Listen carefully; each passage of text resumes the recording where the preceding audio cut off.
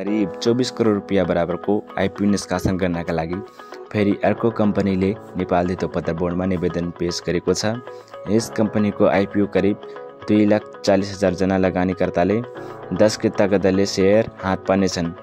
हजुरले यस भिडियोमा यो कुन कम्पनी हो, कति किता सेयर निष्कासन गर्दैछ, वित्तीय अवस्था कस्तो छ र कति रुपियाँमा सेयर निष्कासन गर्दैछ जस्ता सम्पूर्ण कुराको बारेमा जानकारी पाउनुहुनेछ।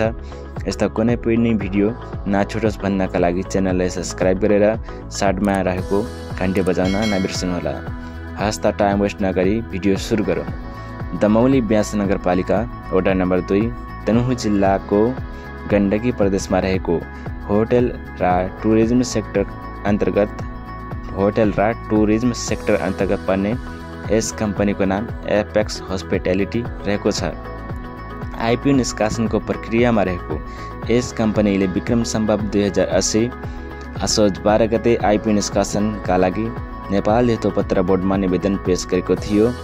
यस कम्पनीले 24 करोड रुपियाँ बराबरको 24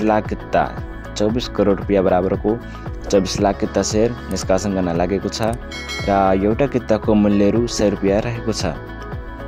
यस एपेक्स हस्पिटालिटीले पहिलो चरणमा फरेन एम्प्लोइ यानि वैदेशिक लगानीकर्ताका लागि आइपिओ निष्कासन गर्नेछ र दोस्रो चरणमा सर्वसाधारणसँग कम्पनीका कर्मचारी म्युचुअल फन्डका लागि आइपिओ निष्कासन गर्नेछ। यसले आफ्नो बिक्री प्रबन्धकको रूपमा हिमालयन क्यापिटल लिमिटेडलाई नियुक्त गरेको छ।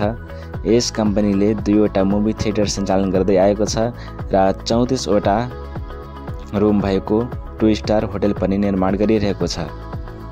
यस कम्पनीका मुख्य सेयर होल्डरहरू सुमन श्रेष्ठ, मुकुन्द प्रसाद तिमिल सिन्हा र सुधीर प्रसाद तिमिल सिन्हा रहेका छन्।